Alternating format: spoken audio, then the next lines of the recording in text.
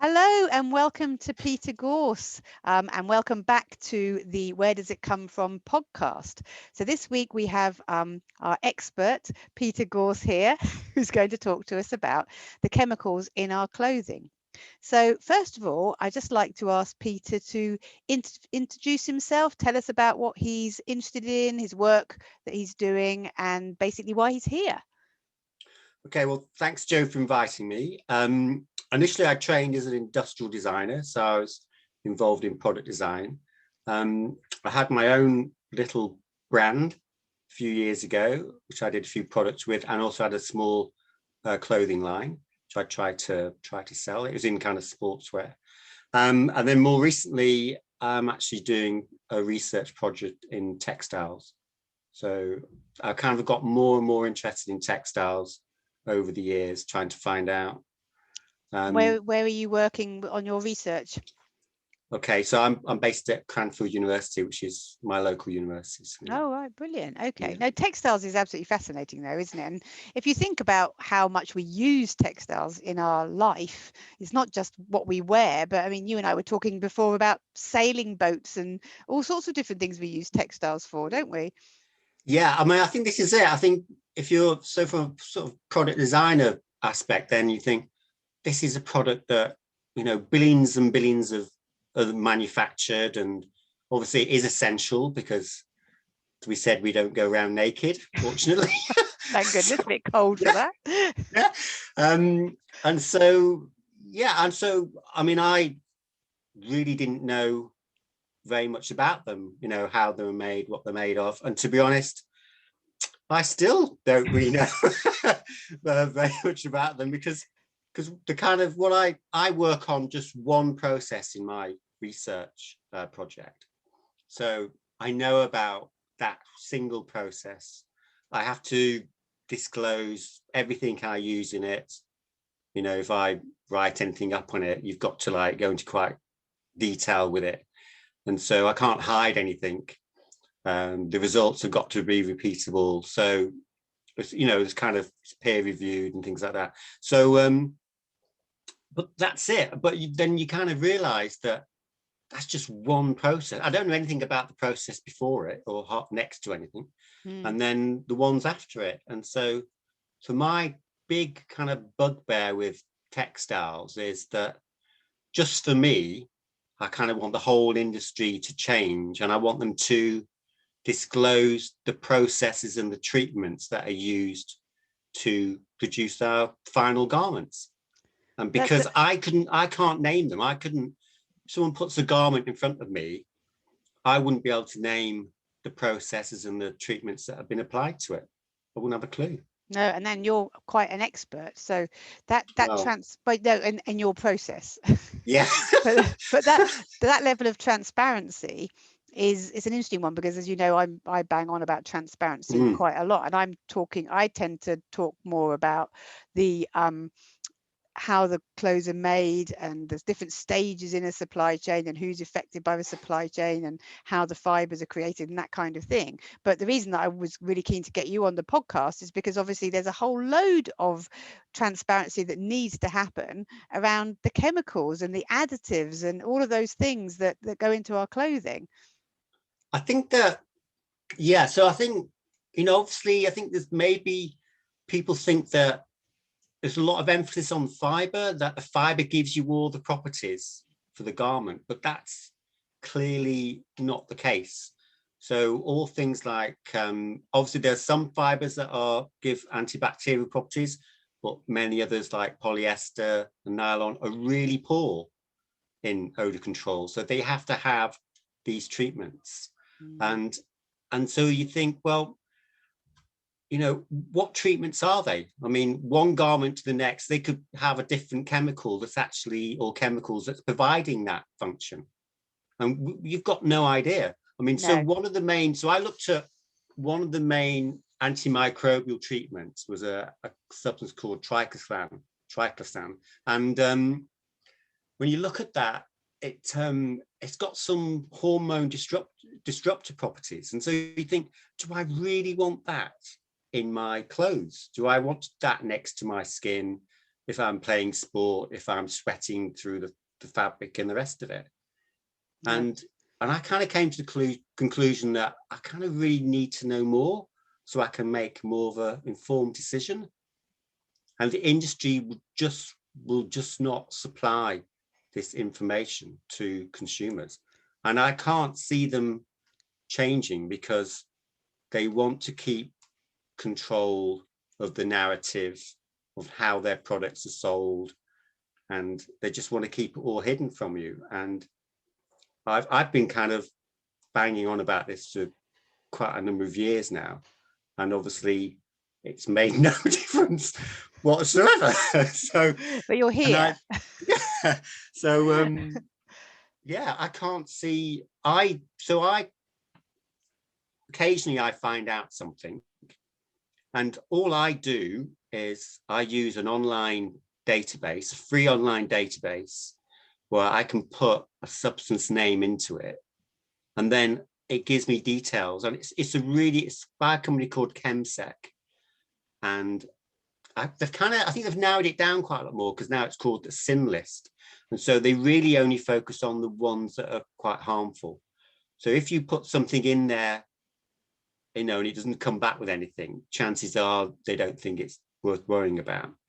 So, but if it comes back with something, then it's got some harmful aspects to it. That's really interesting, Peter, actually, because if you think, most of us have no idea what these chemicals are. It's like when you pick up a food product and you read the list, and I think it's almost an emotional blindness, isn't there? You see all these complicated chemical names and you think, oh, I don't know what any of those are, I won't think about them. The people who are producing this product have presumably tested everything and they know that it's safe, or they wouldn't be putting it in here.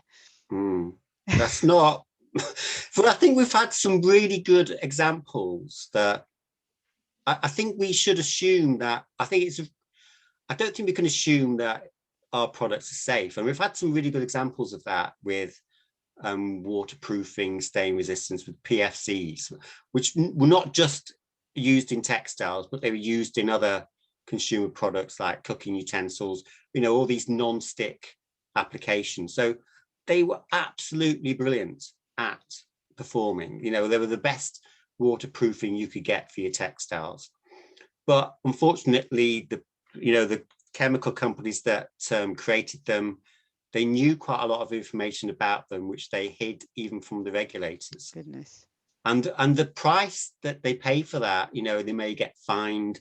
They'd make a lot more money by putting them into the system. But imagine if you were on the board of that company and you knew that these substances were incredibly persistent, that nature couldn't break them down. You knew that they were an aquatic carcinogen, a probable human carcinogen, and they just went, yeah, I think we should use them. Because companies are driven on profit. Yeah, companies are driven on profit, and our legislation is not robust enough. Yeah, to and we're still using them. So it took the scientific community, and I don't really regard myself as a scientist.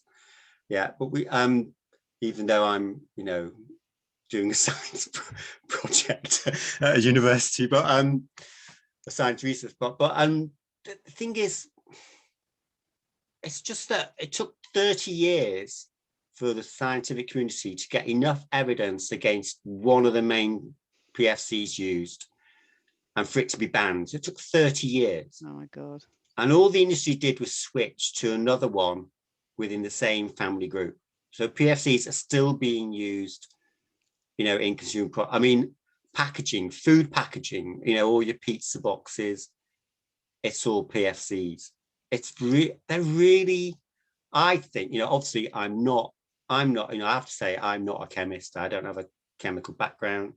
So I can only give, my opinion based on certain papers that I've read. And I don't think we should go near them. But how do you, I know some textiles are saying now they're PFC free, but we've got eco brands that are still using PFCs in textiles. So the interesting thing always seems to be that the burden of proof and the burden of research actually is not, they have to it has to be proven that the thing isn't safe. It's almost like they can put anything they want into something, and then it's only, like you say, 30 years later or whatever, that you might have finished the research to find it isn't safe. What happens in the meantime? Well, I think the thing is, so you're exactly right, Joe. You basically can use anything you like.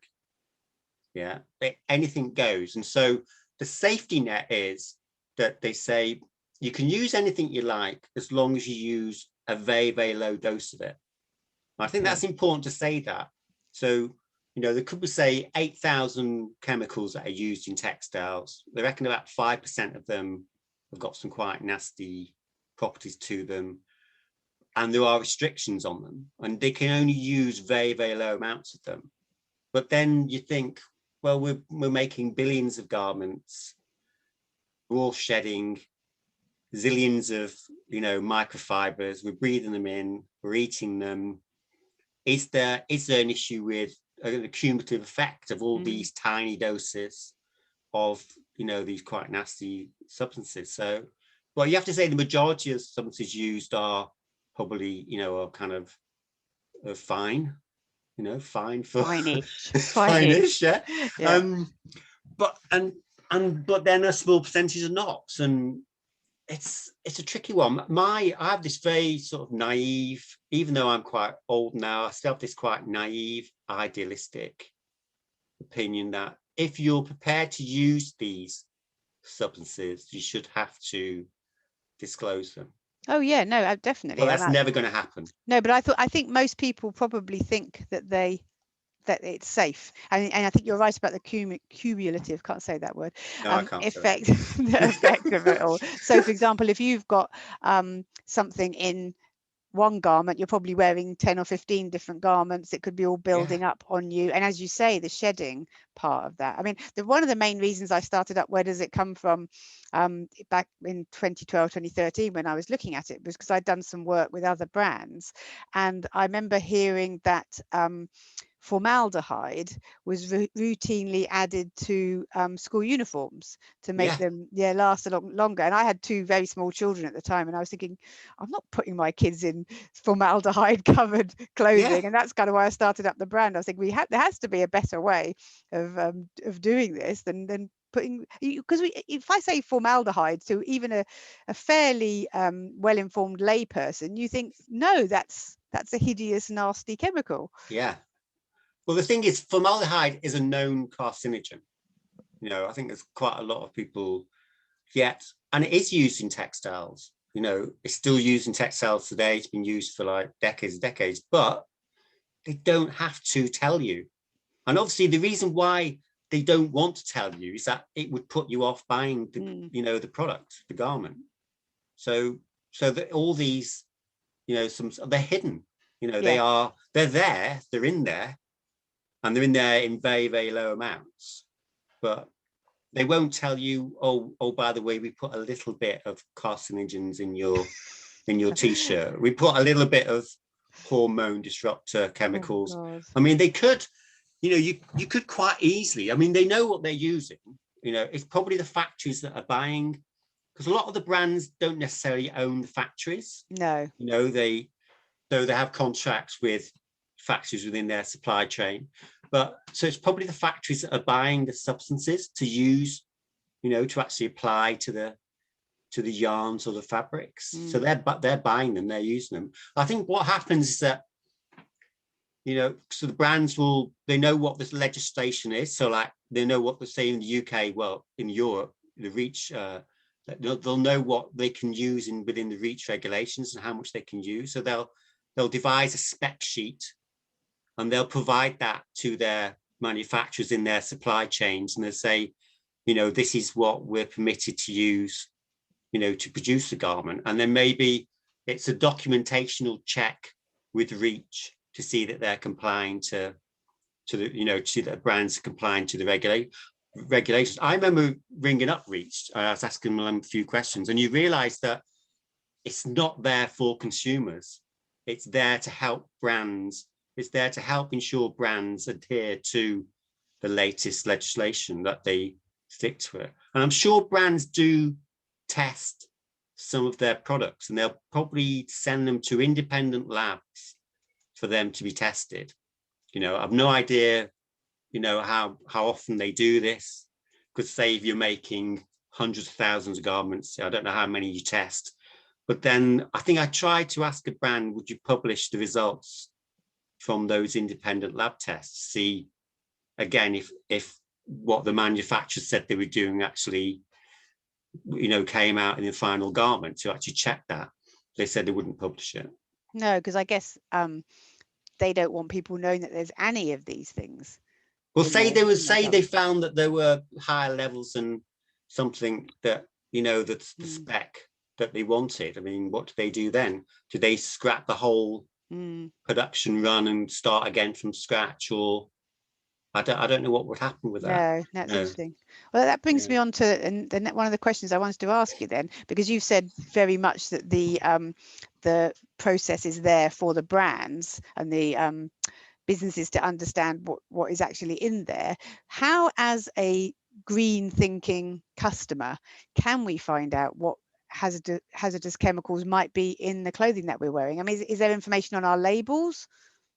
Well, obviously there's nothing on the labels, is there? I mean, clothing labels, they tell you the main fiber content. They don't tell you what it's been treated with, and they just say where has it been, the country of origin. And then again, that isn't necessarily, because they've got such extensive supply chains. There'll be bits, the dyeing that we're done in one country, they're really transported around the globe to get various parts of the processes completed. So I mean, that gives you a clue that they may dye in one country, they may fabricate in another, and again, treatments. And so it's a huge complex supply chain that perhaps with COVID and future pandemics we put under more pressure. Maybe we need to do more of this in singular countries rather than in multiple countries.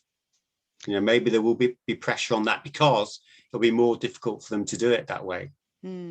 Yeah, but if everything is so fragmented, I suppose, into different countries, it's even harder for anyone to ever find out what the chemicals that happen in each particular process, isn't it? Yeah, I don't think, you can't, you need to go to the factories, but the factories will probably, they won't tell you because, they've signed contracts with, there are people, brands do, I know that brands do have things called restricted substance lists, and sometimes they publish those, but it's just like a huge list of chemicals that, that they give out, that which really imply that's what they're using. And I remember asking one of them, so I picked one from an RSL, and I said, do you use this in your garment?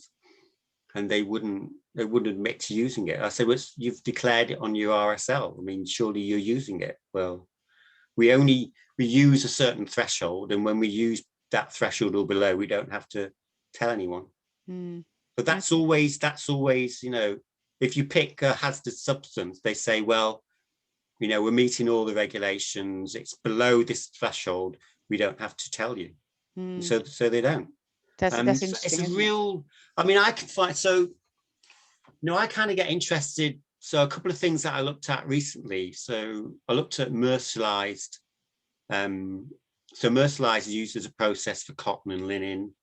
And I kind of knew a little bit about the benefits, because it can increase the strength of fiber. It makes it more absorbent, which is why I was looking at it. So it's easier to dye, gives a bit more luster as well. So there's some really good benefits to it, but I didn't really know how it was achieved. And so, but because I knew the name of the process, I could then find the chemicals that they used in that process. I wasn't picking it because I thought the chemicals were bad. I picked it because I was just interested in finding out more about the process.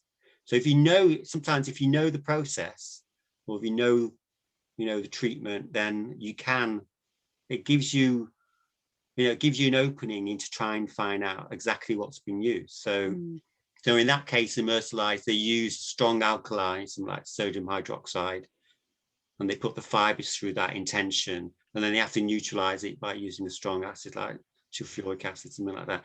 But so you think, well, the chemicals are not that bad, but it does leave you, even that for that one process, it leaves you with quite a high, we're using quite a high percentage of alkali within the solution. So it's not so easy to treat it, to neutralize it. The water treatments processes, I read that sometimes they won't accept them because if they've got quite a high residue content in them. So what they really need, so when all this wet processing that goes on with our textiles, dyeing is a really good example, they need really, really good water treatment facilities.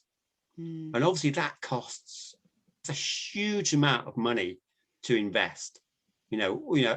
Really everywhere where you're doing it, you need access to sophisticated water treatment facilities to clean up the mess from all this wet processing. And if you don't have that,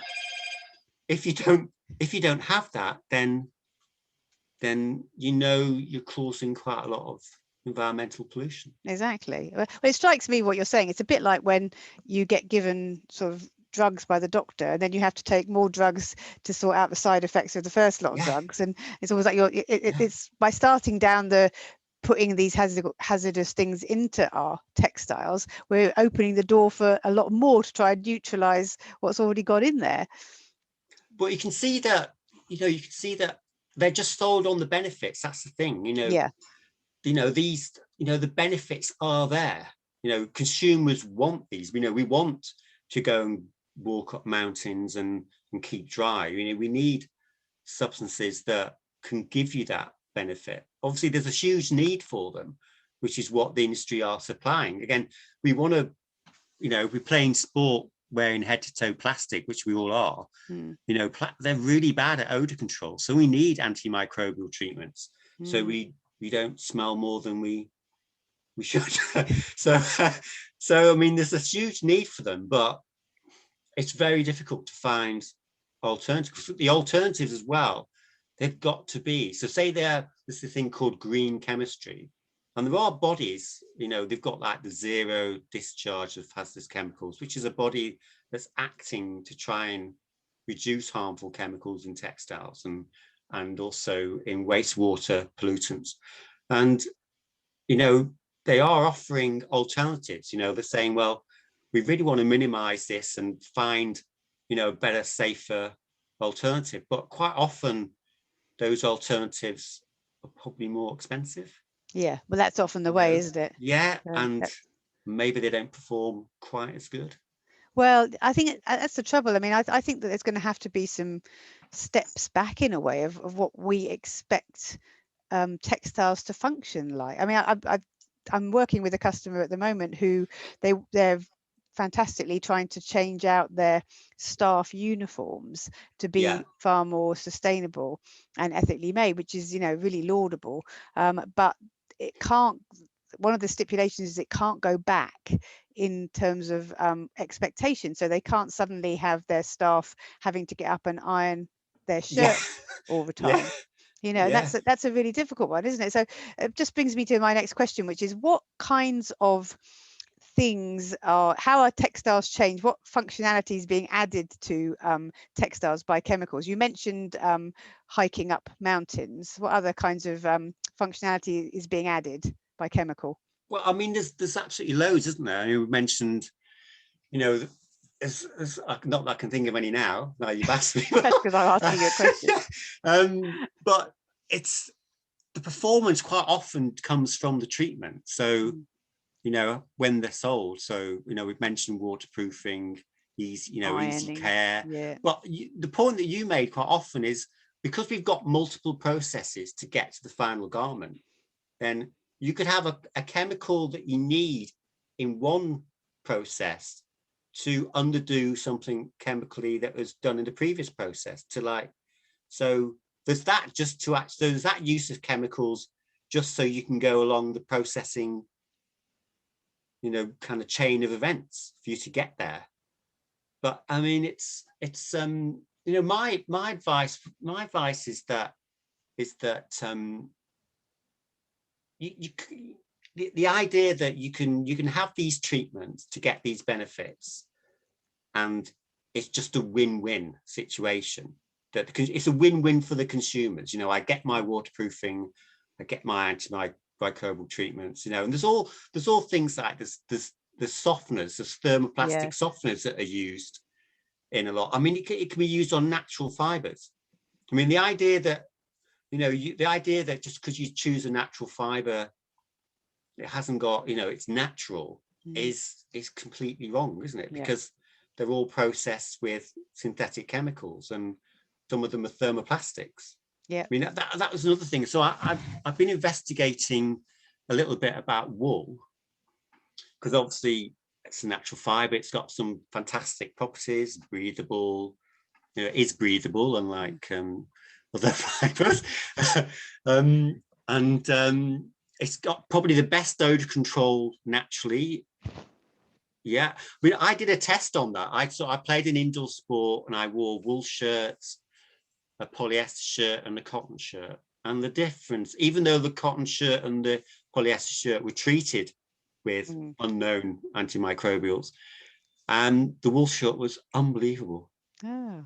You know, I'm a reasonably smelly person when I play if you wear 3 shirts at the same time. And I was shocked. I just air dried the wool garment. Well, this jumper that I'm wearing at the moment, actually, it's a company that I know quite well, because we've been to things together, but it's called Ted and Bessie. Yeah. And they have their own flock, is that right? A herd of alpacas in North. I thought it was a flock of flying alpacas. I don't know what it is. Anyway, alpacas. They have a bunch of alpacas. And when I bought this jumper, I fell in love with it because it's not dyed at all. It's made from the actual color of the black alpaca. Oh, that is brilliant. Yeah, so it's really, really good. But people probably think I'm really stinky, but I have never washed this jumper. I've never washed it because Catherine, who runs the business, she basically said to me that natural wool that hasn't been chemically treated doesn't need to be washed. You know, you can rinse something with water to get any food debris off or whatever, then you just hang it up and then it works. The odors sort themselves out. So, you know, I'm a big fan of that kind of thing. Yeah, sorry, my dog's just appeared. Hi. Hello, dog. So wool. So I wanted to find out. I tried to do a wool garment a few years ago, and I remember buying the yarn, and you have that choice. I mean, do you go for a machine washable wool yarn or not? Because wool has, you know, a few issues with shrinkage and things like that. And so I thought I'll go for the machine washable one. I'll make it a bit easier for myself and things like that. And I remember asking at the time, how is it treated to get machine washable? And they said it's chlorine treated. Lovely. So I thought, fair enough. But then I read something recently and it said, so wool's got these scales on the surface and the chlorine actually kind of destroys those scales a bit. And but then it said that they sometimes put a thermoplastic over the top of it. And I thought, really? And that made me think. I think, well, you know, how many different processes are there for, you know, treating wool to make it machine washable? When you buy machine washable yarn, are you just getting the chlorine treated one, or are you getting the one that's got a particular thermoplastic sprayed over the top of it? And so it's, as soon as you start looking at something, you think, crikey, I didn't know that. And so I've basically gone to Woolmark and said, you know, can you help me out with it? What's it all about? And so, yeah. Did they tell you anything? Well, they're coming back to me. Oh, good. Oh, that's good. No, good for you. I think it's back to the first point about disclosure again, isn't it? Rather than companies don't have to say anything if up to certain minimums are not met, they should be disclosing absolutely everything. There should be somewhere on their websites where customers can go and find out not just a chemical list of the components, but any known side effects or any and what else is it used for? I mean, formaldehyde is the one that obviously leaps into my mind. You think, well, if you're using it for meat, then, you know, tanning leather and things, it can't be particularly helpful for us. And our skin is our biggest organ, and we're putting all these things straight on it, you know. But so it kind of made me doubt. This is it. You know, I purchased this, you know, wool yarn. I'd kind of decided where I wanted to go to purchase it, but it kind of made me doubt actually what I got, because I wasn't then sure. I mean, I thought, I haven't got any left now, so I can't go and see and feel it to see if it has anything. I can feel anything that's been like a plastic's been sprayed on it. Maybe it was, maybe it wasn't, but it just made me again doubt what I'd actually bought, which is, and then that's just a yarn. And then if you think the final garment has been, the yarn's been through certain processes, but the final garment's been through, many, many more. Well, that's an interesting thing. I was thinking when you were talking, if you look at the various processes that we both know, but maybe some of the people who are listening don't know, to get a garment all the way through from fibre to wardrobe, I suppose. Yeah. So looking at the various steps. So first of all, you've got, if it's a natural fibre, then you've got the farming, and quite often if it's not organic, there's all sorts of toxins put on there, isn't there? Yeah. So you have that, and if it's not, we'll come on to plastic in a bit, but if it's not a natural fibre, then there's a huge number of toxins in creating a plastic-based fibre. Yeah, a good example of that. Sorry, you carry on. I've got a really bad habit of No, it's enthusiastic. Carry on. Yeah. So a good example of that. So you need something called antimony as a catalyst to produce polyester. Obviously, if you're producing polyester, you need chemical plants, that are producing the chemicals that enable you to react these chemicals together to get the polyester. So antimony is used as, and it's quite nasty antimony, it's a bit toxic, and it's used as catalyst to make the process more efficient and work better. And then, but the idea is, I think that they say that everything is so bonded together, synthesized together, that it's all safe, because the chemical bonds are so strong that they're not going to come out when you wear the garment or anything, and which sounds pretty reasonable. So, but then I looked at a couple of papers, and it was on dyeing, because I've part of my research project is about dyeing, but using natural dyes, and this was about dyeing polyester, and a lot of energy is used to dye synthetics. It's quite high temperatures, and because these polyesters, they're thermoplastics, they're affected by heat. And so what happens when polyester is dyed, it's quite well known that antimony does leach out within the dyeing process because of the high energy, So this paper, which was from Sweden, so all the best papers that I've read on chemicals and textiles have all come from Scandinavia. There's this organization called Chemi, the Swedish chemical aid, I don't know what they're called. So but yeah, so all the best ones. So, and this was about, they were trying to analyze if they could reduce the amount of antimony leakage in the dyeing process for polyester. So they were looking at, do larger diameter threads leach more than smaller diameter threads? If they reduce the temperatures by so many degrees, would that affect?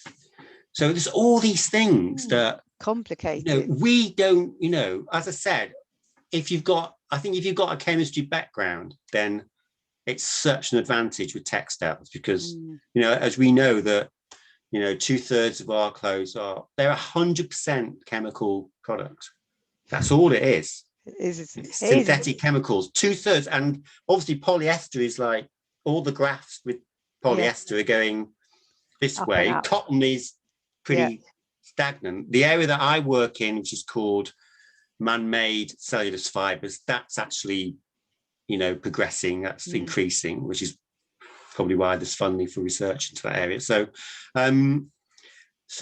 yeah, but I would say I know next to nothing as a consumer. I don't. But as a consumer, yeah, you're right. It's a different ballpark, isn't it? So yeah, if you've got these fibers, you're buying something, you're picking up a jumper or a t-shirt, and you're thinking, oh, this is cotton, this is wool, that's a natural fiber. There won't be anything added into that. But then you don't think about the rest of the process. So after you've got your fibers and you've turned you've got your yarn, maybe. So first of all, you turn your fibers into yarn. So there's a process there, which is going to, I know that lots of the yarn gets coated in something to make it easier to manage. Yeah, this is it. It's all the things about, what, to make the machines run. Yeah. So I mean, so I know that sort of in my area, in sort of regenerated cellulose. So because we're dissolving the cellulose as an input, and then we're reforming it, so that alters the bonds within the actual cellulose, that alters the hydrogen bonds, and so the reformed cellulose has a different structure than virgin cellulose. So this, oh, that's my phone. Hang on. I'll edit you. Yeah. So we know it has a different structure, and that causes a problem. Yeah. Yeah. It causes a. Oh, can you hear Your that? answering machine. Don't worry. I can edit stuff out. Don't worry. Yeah, so that causes a specific problem, a fibrillation problem, which can lead to pilling in final garments. So they have to find a solution to that.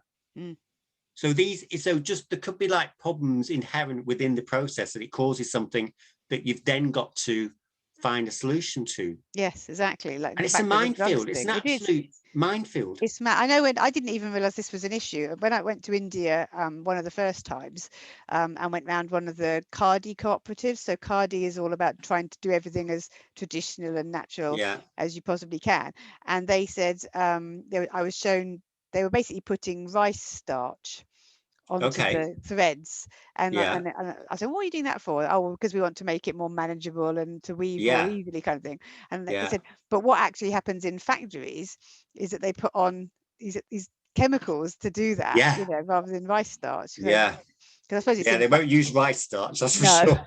But you see, and the reason why they don't use it was because the synthetic chemical will be probably a fraction of the cost of the rice starch. And that's why they won't use it. It's all down to mass production again, isn't it? Trying to keep the prices as low. And so that fractions of a penny, if this treatment is just a fraction of a penny more, like you and I might think, oh, well, it's only a little bit more expensive. But to them, because they're making millions of garments, it's a huge amount of money. Yeah, exactly. And they won't do it. No. And also because none of us know anything anyway, including myself, then it's, there's no real incentive for them to do it.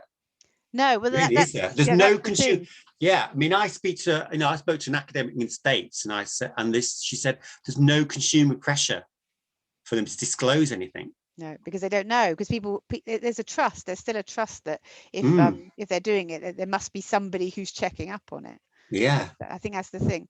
So then you've got I'm going to keep going back to mid-process because it helps me keep it in my head. So then we've got the yarn, and then the next thing is either knitting or weaving that into a fabric. And as I've said, quite often something gets added to make that more manageable. And then the whole weaving process, so machine weaving process, will have a huge amount more. Well, I think with knitting, for example, I mean, the yarns have got to be reasonably strong. If the yarns are too weak, I mean, obviously that's why the yarns are twisted in lots of different ways and then also multiple yarns are twisted together. So, knitting machines are a strength requirement, because otherwise the yarn would just snap. And you get a hole. So you wouldn't get anything. So, but it's, there's weaving, knitting, there's non-wovens, where non-wovens are like an entanglement, like kind of a random entanglement. So, gosh, my knowledge is really is quite shallow. No, well, I didn't even know about random entanglements. I just deal with knitting and weaving. You're widening my vocabulary here.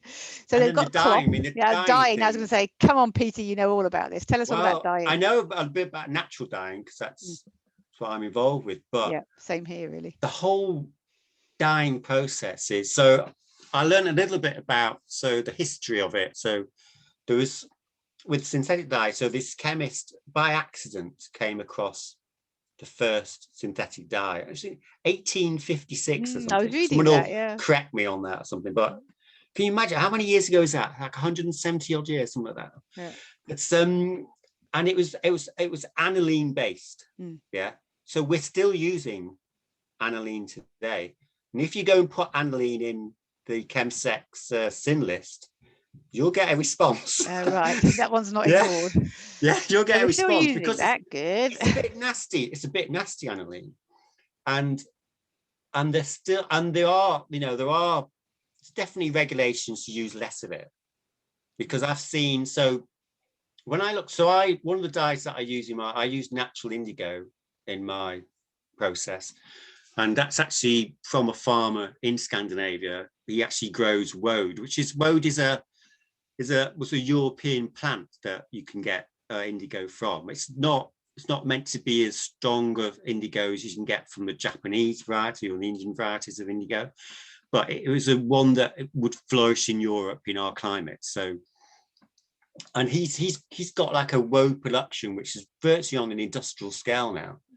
So he's starting to work with brands supplying natural indigo instead of them using synthetic indigo.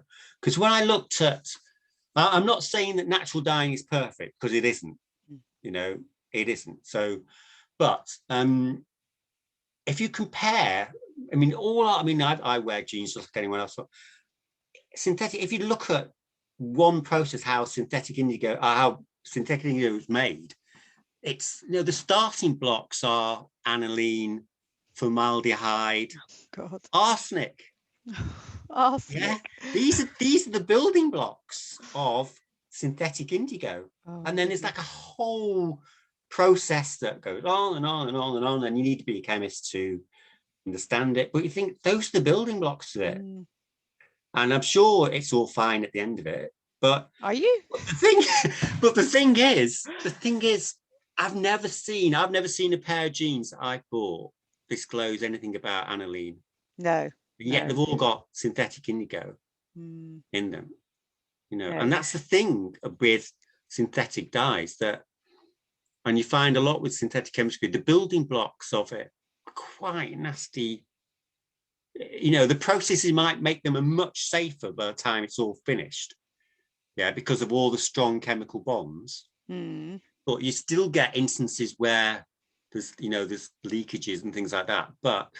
And then obviously the people that are actually working with them, definitely breathing them in while in the factories, that it's all, the dyeing is like a huge mess for textile. That's one thing we talked about. I think we should probably have undyed garments. We should have a much higher percentage. But are we willing? I think if we knew more about the dyeing processes and the enormous pollution they cause, polluting people's drinking water. We wouldn't want to live next to a dye house. No, would you remember that a few years ago there was, I think it was in somewhere in India, there was this blue dogs, because they discovered that these dogs had been going swimming in the river and the dogs came out blue. And that kind of symbol that showed people, look, this is what's happening to the river. It's blue, and you're drinking this and swimming this and washing your clothes in this. And I know there was a saying a few years back again, I think it was Bangladesh actually, where you can always tell what the next year's fashion color is going to be, because that's the color the rivers are flowing. It's unbelievable, isn't it? Yeah.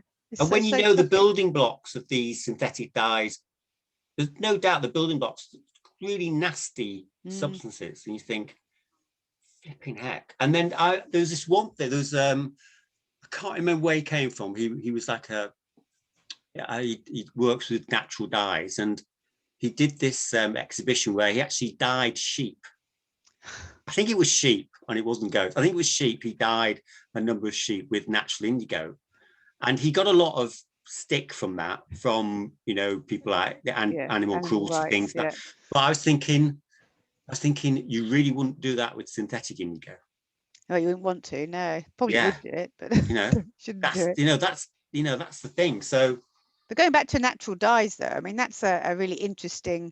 It's like going back to the natural processing of fabrics. It's taking things that have been done for thousands of years that we know are, I wouldn't say safe, but we know about them. We've got experience of working with them. We've got the longer term effects of it, and trying to move back towards that. And I read a lot now about people trying to waken up people's interest in natural dyes, because it's not just about not causing harm. It can actually be about doing good, because some of the things that they use for dyes actually have beneficial health properties for us, don't they?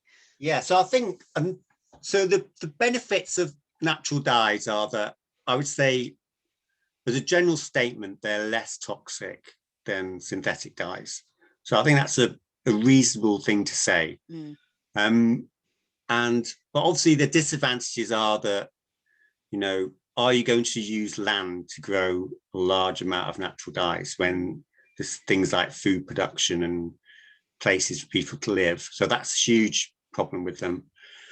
And but the benefits of them are that they can be antioxidants, they can be anti-inflammatory. So you have this medicinal properties, but also if you imagine that, the way I think of it now is that I think synthetic dyes are really one-dimensional because they're kind of really perfect, because they've been purposely designed to be, you know, stable colors, you know, bright, permanent. You know, they've been purposely designed to work exactly how, you know, you want them to within the textile environment. Well, obviously natural dyes were not necessarily formed to color our textiles at all. So they're not purposely designed for it. And so they've got much more character.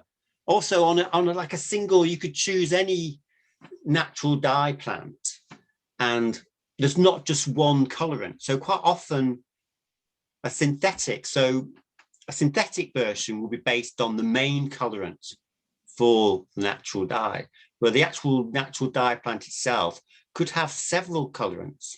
And from plant to plant, crop to crop, the percentages of those different colorants will change. And that's the skill of the natural dyers. They're from one plant, even though in a sense you're meant to say get, say, blue from it, then they can get the skill of them. They can modify the color. So you can get greens and blues and from a single plant, because you've got these different colorants that they can they're kind of like magicians that and they've got their potions, and obviously some of the potions are not great, that they use to modify, you know, my battery's running low.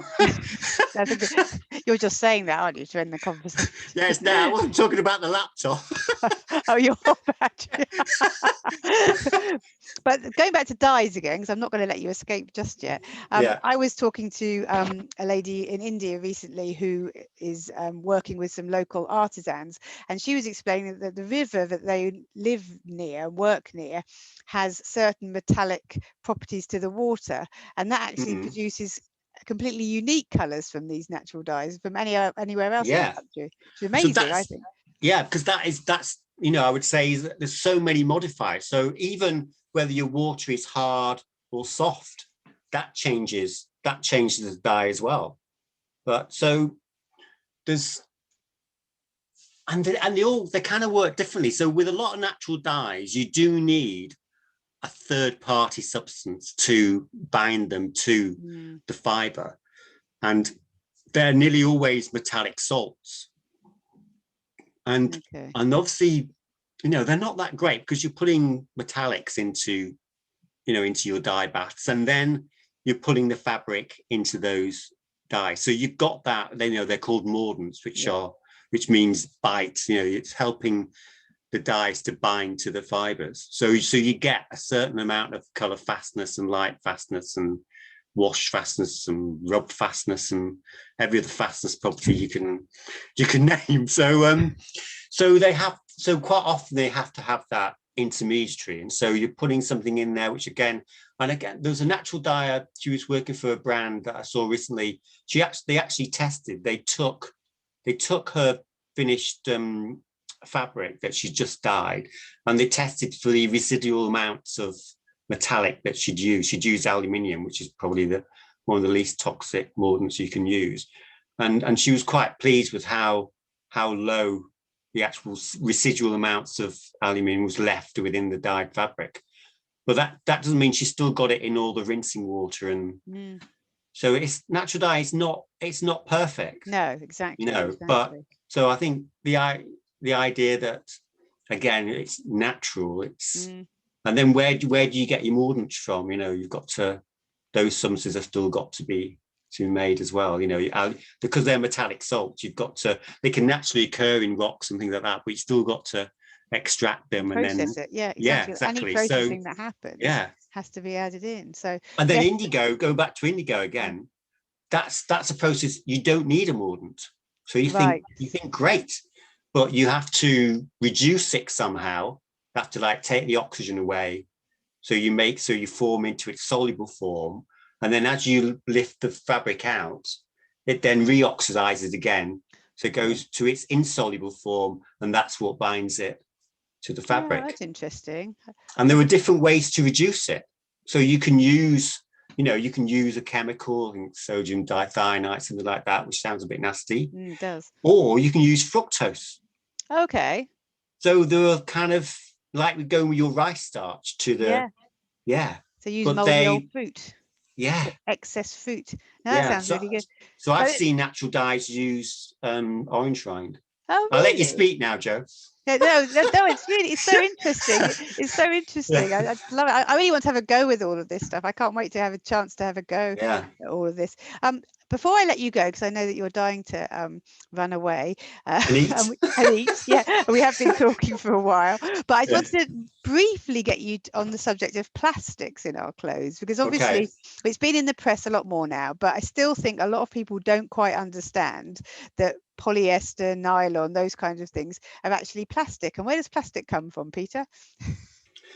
Well, this is it. I mean, you've got to have chemical plants all over the place that are making the precursor substances that you can form plastic from. And obviously, from back then, they're coming from fossil fuels. They're coming from under the ground that's been there for like hundreds of years that they're extracting out. So it's oil, petrol. Yeah. Fracking. Yeah, and we're putting it on our skin, Yeah, so it's my thing with that is, so I kind of get, it's, because I was interested in sportswear and things like that. It's very difficult. I would love to do. I would still, even now, even though I'm sort of not that keen on actually designing something, producing it, selling it, because I think it's too difficult. And I don't have the sort of drive that I once had. But I would still like to do a sportswear garment, but I really don't know what to use. I'm not sure, because I was looking at something from Woolworth this morning, and they've got some fantastic knitting technology, seamless circular knitting machines. So you don't have seams in the garment, so it's a bit lighter and it's quicker manufacturing, and you can put textures on the garment because you can lay stitches on top of each other. So fantastic technology, but quite often the wool is combined with a nylon. Yeah. And I'm thinking, and it's there because the nylon provides that, bit of stiffness. Yeah. I mean, the thing is with the synthetic fibers like polyester, they're very stiff, they're incredibly light, and so, I mean, you have to realize why they're popular. It's not, obviously they've spent zillions in R&D trying to sort it all out, which obviously natural fibers haven't necessarily had over the past 30, 40 years. But they've got properties that are very difficult to duplicate with natural fibers, and that is really difficult in sportswear. So I was at an exhibition. So I mean, I would love to do a sportswear garment, but and obviously I don't want to use polyester and nylon, but rubber. Natural rubber. But there's some great companies making elastic with organic cotton and natural rubber. James Tailoring being one that I love. But there's some good stuff. But no, I think it's the whole plastic in our clothing. I think the general public are going to click at some point very soon about not all of these things having plastic in. If stretched jeans have got plastic in, our socks have all got plastic in, even advertising bamboo socks, these are great, and then you look, they've got polyester in there as well most of the time. Because people think that, again, you need to put a small percentage of plastic, like elastine in socks, because people want that stretch. They want that, in them. If they don't work as well, they don't stick to there'd be floppy socks We'd have otherwise. to wear garters. You ever when you Yeah, see garters yeah, on your yeah. calves? So it's a real problem. But and then obviously with all the microfiber shedding, Well, exactly. the Yeah. thing with, you can kind of guarantee that in the sense that the microplastic, if you're using polyesters and nylons, then you're shedding microplastics, which are more permanent. They're less biodegradable than Exactly. say.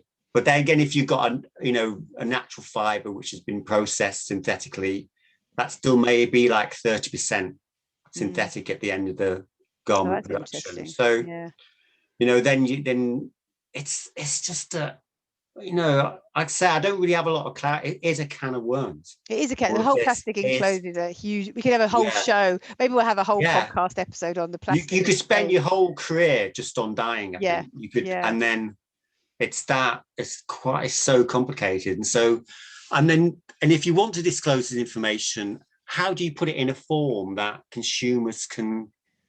I mean, that's another can of worms, isn't it? It has. I mean, it's got to come through education a bit, hasn't it? I mean, at the moment, kids learn chemistry at school. My two are learning chemistry at school, but maybe we need to be linking that up somehow with labeling and information so that when they're older, they can actually check and see what is in their clothing and in their food and in their daily life. I think probably the best thing we can do is that if we can instill, in a sense, what Fashion Revolution are doing, if we can instill that they don't just accept what the brands are telling them. Yeah. So I would say ignore all the marketing, because that's just the information that brands are happy to tell you. Ignore all that. The information that's more important is what they're not prepared to tell you. And be curious. What Fashion Revolution are trying to get people to do is to ask questions. And yes, they're going to get fobbed off, no doubt about that. But if they get bombarded, if everyone who bought something, the next time everyone buys a garment and they just bombard that brand with questions about, then maybe they get so sick and they get overwhelmed. They would, it's only going to change with mass consumer pressure, but can we be bothered to do it? Because we just want lovely colors, fabrics. If the fabrics feel nice, if the colors look great, if the price is low enough, we're happy, and that's what the industry supplies. You see. Yeah, but I think that's what the industry believes, and a negative side might say that is the case, but I think some of it is that people don't even know that they need to be asking the questions yet. I think even just by having this conversation, we're saying, no, you need to ask these questions, and then you might have the answers. And then when people do ask the questions, that's going to waken up some of the people inside the brands who don't know this stuff. Because I mean, the customer service people, the people working in shops, they're not going to know this information, and that might make you feel a bit differently about selling things if you're not completely happy with what's in them. Yeah. So, I mean, I would say that I don't necessarily know that much myself, but I would say that I'm quite curious about stuff. But that's because I train as a product designer. So I've always been interested in materials and how you make something. And I've always realized it's really difficult. Just putting a hole in a sheet of metal requires a big machine to do it. It's I've watched the repair shop. Yeah. It's and when I was designing things and trying to get things made, it's so difficult. It's really complicated. Yeah. But as a consumer, this minefield is very difficult as well, isn't it? Because you're trying to do things with the best intentions for your health, the health of your family, the health of the planet, whatever. And apart from the obvious thing of we've all got to buy less, we've all got to buy a whole lot less. What advice would you give to, this is the last question, I promise, what's the best advice you would give to somebody who is going shopping? Going shopping? I think it just is, it's just being curious. It's developing a curiosity of, you really don't know what you're buying. So do you want to find out more about it? Because unfortunately, behind all the marketing, there is loads of downsides to the product that you're buying. And as we're all becoming more aware that, we're trashing so much of Yeah. the environment, whether it's, our water supplies or anything else. And obviously with our clothes, it's understanding that it's like a mass chemical soup process. It's chemical upon chemical upon chemical. That's what it's all about. And as we said, a small number of those chemicals are pretty nasty stuff, and they'll never. And would you buy it? This is it. Yeah. If they said, oh, we've got, we use a little bit of a carcinogen in this, well, there would be would you buy it? No. Would you buy it? No. You wouldn't, but it is there. Yeah. So you could have one garment and you say it's got, and we didn't even get onto like EDCs, with hormone disruptive chemicals, but it's got these, they're in there. Yeah. Yeah. And you're buying it and you don't know they're in there. So we need the alternative, the alternative to greenwashing, don't we? So greenwashing is telling you how good things are. We need someone to be pointing out, you're buying this and you're also buying these. When you're buying this garment, you're buying all this stuff as well. So we need, I think there's this acceptance that, we know that we're all flawed as humans, we've all got bad traits, but all our products have as well. Yeah. Or we need to have a balance of the, and then, you can make it, I think we'd all have less stuff. I think we've all got this utopia vision where, we can just buy all this stuff because we think we need it. And we're so far away because all the manufacturing takes place bazillions of miles away. And, and it's the consequences of our products, our consumer products are pretty serious. And we need to know more about the flaws of them. So we need to have that balance. We don't have any balance. We just have marketing. We've just got, we've just got all the gumph that we get, from this is wonderful. This is, and it's just this unrealistic view of our consumer goods that we buy. I mean, food's a great example, isn't it? I mean, and then all the certification marks. I mean, I think they should all be scrapped because I just think they're a mechanism that enables brands to continue to hide away. It's really interesting. Because you buy it says organic or it says eco label or whatever they're called. I mean, there's zillions of them. No one understands. You need to like go through all the criteria for them all individually anyway to get any understanding of them. And they're done on the basis that the brands give the certification marks information, but only on the basis under non-disclosure agreements. So they can adjust, and they just want their fees. So you can stick something on there, so it's a system that, it does have its benefits, but from my point of view, I've just got this I just want the reality told.